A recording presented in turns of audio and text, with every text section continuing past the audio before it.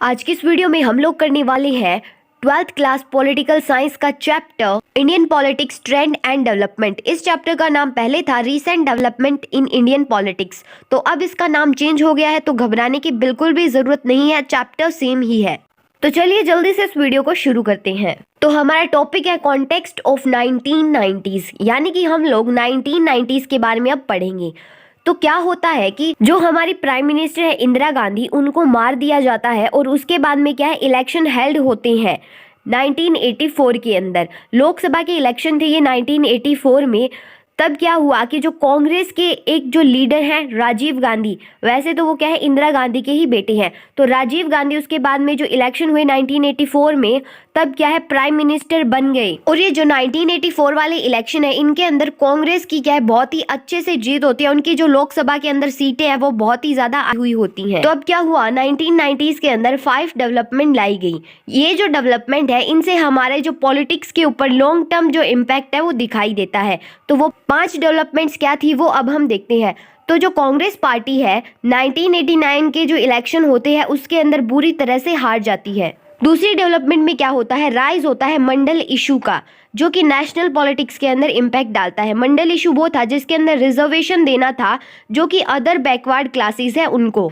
Third development में क्या होता है, इकोनॉमिक पॉलिसी आती है। नई जो इकोनॉमिक पॉलिसी है वो आती है इंडिया के अंदर, जिसे हम क्या जानते हैं, न्यू इकोनॉमिक पॉलिसी भी जानते हैं।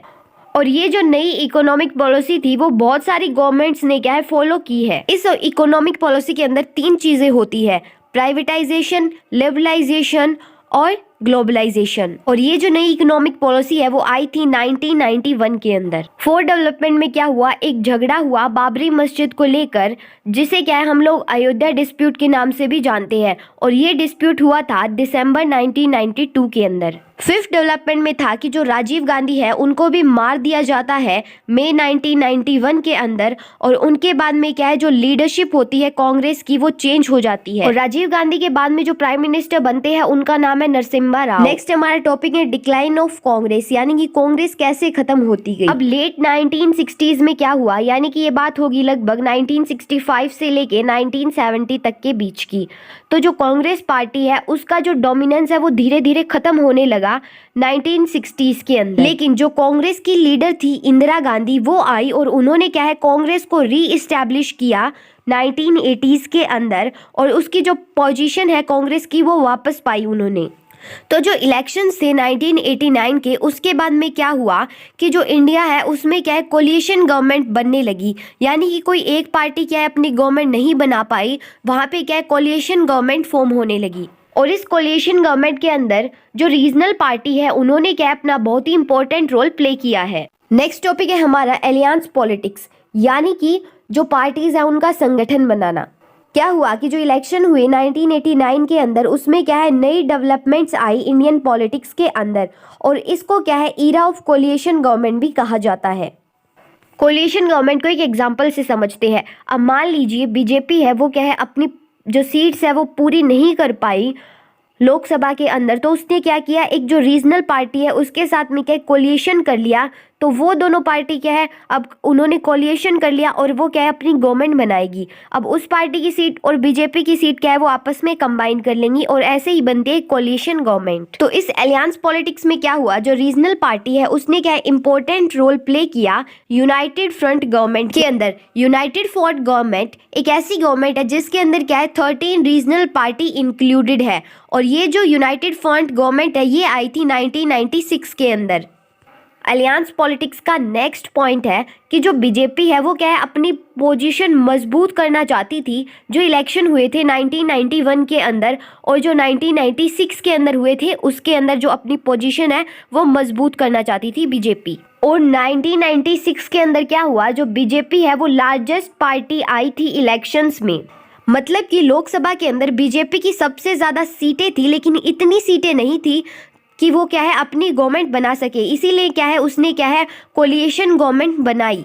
और जो इलेक्शन हुए 1989 के अंदर, उससे क्या हुआ कि इंडिया के अंदर कोलिशन पॉलिटिक्स है वो क्या है शुरू हुई। और माना जाता है 1989 से लेके 2014 तक इंडिया के अंदर कोलिशन गवर्नमेंट ही रही है। कोई एक सिंगल पार्टी जो है वो अपनी सेंटर पावर में नहीं आ पाई है। नेक्स्ट टॉपिक है political rise of other backward classes. अब क्या हुआ, जैसे ही जो सपोर्ट कर रहे थे बैकवर्ड कास्ट वाले कांग्रेस पार्टी को, वो क्या है धीरे धीरे उसको सपोर्ट करना बंद करने लगे। तो अब क्या हुआ, जैसे ही बैकवर्ड कास्ट वालों ने कांग्रेस को क्या है सपोर्ट करना बंद कर दिया, वैसे ही क्या है नॉन कांग्रेस पार्टीज जो थी वो बनना क्या है शुरू होने लगी।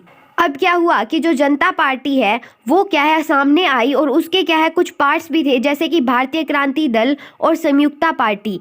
ये जो पार्टी है जनता दल पार्टी, वो क्या है रिप्रेजेंट कर रही थी ओबीसी को, यानी कि अदर बैकवर्ड क्लासेस। अब हमारा टॉपिक है मंडल इम्प्लीमेंटेड। जो हमारी थर्ड डेवलपमेंट थी ना, उसके अंदर जो मंडल इशू था उसे अब हम डिटेल के अंदर पढ़ेंगे। तो ये समय था 1980 से लेके 1990s के बीच का।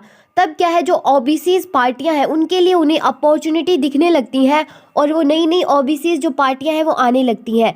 वो चाहती है कि उनकी क्या है डेवलपमेंट हो, एजुकेशन और एम्प्लॉयमेंट के अंदर उनकी क्या है उनको बेटर अपॉर्चुनिटीज मिले। और जो ओबीसीज है उन्होंने ये भी क्वेश्चन किया था कि जो पावर है वो भी हमें क्या है इक्वली मिलनी चाहिए, हम भी इक्वल पावर क्या है इंजॉय कर सके। नेक्स्ट पॉइंट है कि जो मंडल कमीशन है वो इसीलिए सेटअप हुआ था ताकि वो इन्वेस्टिगेट कर सके कि हमारी जो सोसाइटी है उसके अंदर कितनी बैकवर्डनेस है, कितने लोगों को अपॉर्चुनिटीज नहीं मिल रही है, कितनी जो कास्ट है वो बैकवर्ड रह रही है। तो इन सब के लिए जो मंडल कमीशन है वो सेटअप हुआ था। तो जो मंडल कमीशन है उसने क्या है फिर इन्वेस्टिगेट कर लिया कि कितनी बैकवर्डनेस है, ठीक है। उसके बाद में उन्होंने क्या रेकमेंड किया कि जो 27% सीट है ना वो मिलनी चाहिए एजुकेशन में, इंस्टीट्यूट और गवर्नमेंट जॉब के अंदर, जितनी भी जो बैकवर्ड कास्ट है यानी कि जो ओबीसीज के अंदर आती है उनको।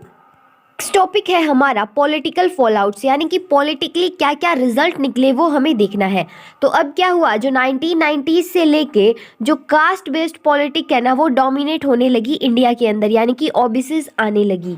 क्या हुआ कि जो 1989 और 1991 था ये एक ऐसा पीरियड था जिसके अंदर फर्स्ट टाइम जो इंडिपेंडेंट इंडिया में पॉलिटिकल पार्टी जो बीएसपी है उसने सपोर्ट किया था जो दलित वोटर्स है उनको, और उन दलित वोटर्स को सपोर्ट करने का बीएसपी को फायदा ये मिला कि जो पॉलिटिकली सक्सेस उनको मिल चुकी थी बीएसपी। नेक्स्ट पॉइंट है कि कई पार्ट्स में इंडिया के क्या है जो दलित पॉलिटिक्स है और जो ओबीसी पॉलिटिक्स है वो क्या है डेवलप्ड हो चुकी हैं इंडिपेंडेंटली, और अब तो ये लोग क्या है कंपटीशन में भी आ गए हैं एक दूसरे के, जो दलित और ओबीसी पॉलिटिक्स है वो। नेक्स्ट टॉपिक है हमारा कम्युनलिज्म, सेक्युलरिज्म, डेमोक्रेसी। कम्युनलिज्म का मतलब होता है रिलीजियस बेसिस पे जो कम्युनिटी है उसका डिवाइड होना, वो कम्युनलिज्म होता है। सेक्युलरिज्म का मतलब होता है हर एक जो धर्म है उसको इम्पोर्टेंस देना और किसी भी चीज पे उस धर्म के ऊपर भेदभाव नहीं करना, वो होता है सेक्युलरिज्म। डेमोक्रेसी का मतलब कि जहाँ पे लोग क्या है अपनी सरकारें खुद चुनते हैं। अब क्या समय था 1990s का और जो पॉलिटिक्स थी ना बेस थी रिलीजियस आइडेंटिटी के ऊपर इंडिया में, ठीक है। उस बात पे क्या है डिबेट होने लगे जो सेक्युलरिज्म है और जो डेमोक्रेसी है उसके बीच में। यहाँ पे करेंसी नहीं आएगा, कंट्री आएगा। जो शाहबानो केस था 1985 का, उसके बाद में क्या हुआ, बीजेपी आई एक हिंदुत्व पार्टी, यानी कि उनके ऊपर एक जो हिंदू पार्टी का टैग लग गया था बीजेपी के ऊपर कि ये जो बीजेपी है वो क्या है हिंदू लोगों को ही सपोर्ट करती है, और जो शाहबानो थी वो एक मुस्लिम लेडी थी। अब नेक्स्ट पॉइंट में है कि जो बाबरी मस्जिद था वो 16th सेंचुरी के अंदर एक मॉस्क्यू था अयोध्या में, और जिससे बिल्ड किया था बाकी मुगल राजा ने। नेक्स्ट पॉइंट है कि कई जो हिंदूज हैं उनका मानना है कि ये जो मस्जिद है वो राम जी का टेम्पल गिरवा के उनकी जगह पे बनवाया गया है। और ये जो केस है बाबरी मस्जिद और राम मंदिर वाला, ये कोर्ट के अंदर कई सालों से चलता आ रहा है, आज भी ये चल रहा है, जैसा कि आप न्यूज़ के अंदर सुनते ही होंगे। नेक्स्ट पॉइंट है कि जो बाबरी मस्जिद है उसको क्या है वहां से हटवा दिया गया 6 दिसंबर 1992 को, और बाबरी मस्जिद के हटवाने के बाद ये न्यूज़ वहां पे फैल गई और क्या है झगड़े होना शुरू हो गए हिंदूज और मुस्लिम के बीच में इंडिया की कई जगह पे। नेक्स्ट पॉइंट है कि जो फरवरी और मार्च के बीच का टाइम था 2002 में, वहां पे क्या है बहुत बड़े जो दंगे फसाद है वो होने लगे थे मुस्लिम्स के अगेंस्ट, जो कि गुजरात में हुए थे। और ये जो वायलेंस है वो शुरू हुआ था गोधरा से, और ये जो इंसिडेंट हुआ उसके बाद में जो पॉलिटिकल पार्टीज है वो क्या है अलर्ट हो गई कि ये डेंजरस हो सकता है रिलीजन को क्या है अपनी पॉलिटिक्स पर्पस के लिए यूज करना। नेक्स्ट टॉपिक है हमारा emergence of new consensus. Consensus का मतलब होता है आम राय। अगर हम जो 1989 के इलेक्शन है उससे देखें तो जो वोट्स हैं वो क्या है, दो ही पार्टीज के बीच में आए हैं। पहली तो है कांग्रेस और दूसरी है बीजेपी। लेकिन इन दोनों पार्टीज के भी 1989 से लेके अब तक क्या है 50% से ज्यादा जो वोट्स हैं वो नहीं आए। अब क्या हुआ कि जो पॉलिटिकल कंपटीशन था 1990s का, उसने क्या है डिवाइड कर दिया था कोलिएशन को भी। एक जो कोलिएशन थी वो क्या थी, बीजेपी की थी, और जो दूसरी कोलिएशन थी वो थी कांग्रेस की। नेक्स्ट टॉपिक है हमारा लोकसभा इलेक्शंस 2004। 2004 के अंदर जो इलेक्शंस हुए उसमें क्या है जो कोलिएशन आई वो किसकी थी, बीजेपी की। और बीजेपी की कोलिएशन थी नेशनल डेमोक्रेटिक अलियंस के साथ। लेकिन उसको हरा के बाद में क्या हुआ, नई कोलिएशन गवर्नमेंट आई जो कि कांग्रेस की थी और जिसे जाना जाता है यूनाइटेड प्रोग्रेसिव अलियंस के नाम से, और वो क्या है फिर पावर के अंदर आ गई। नेक्स्ट टॉपिक है हमारा ग्रोइंग कंसेंसस। कंसेंसस की अगर मैं आम शब्दों में बात करूं तो इसका मतलब होता है कि जो एक बात पे सभी लोगों का सहमत होना, वो होता है कंसेंसस। अब क्या हुआ, जो 1990 था उसके बाद में क्या है जो कंसेंसस है बहुत सारे वो दिखने लगे। पहला है कि जो एग्रीमेंट आया न्यू इकोनॉमिक पॉलिसी का, यानी कि जो कि हमारी फोर्थ डेवलपमेंट में था, तो उस पे सभी लोग सहमत हो गए। पहला तो ये है। दूसरा है एक्सेप्ट कर लिया कि जो पॉलिटिकल और सोशल क्लेम्स है बैकवर्ड क्लासेस के, जो कि हमारी सेकेंड डेवलपमेंट में था, वो भी क्या है उस पर आम राय बनाई उन्होंने, सबने क्या है उसको एक्सेप्ट किया। नेक्स्ट है कि ये भी एक्सेप्ट किया जो स्टेट लेवल पार्टीज है वो भी क्या है अब सेंटर के अंदर आ सकती है।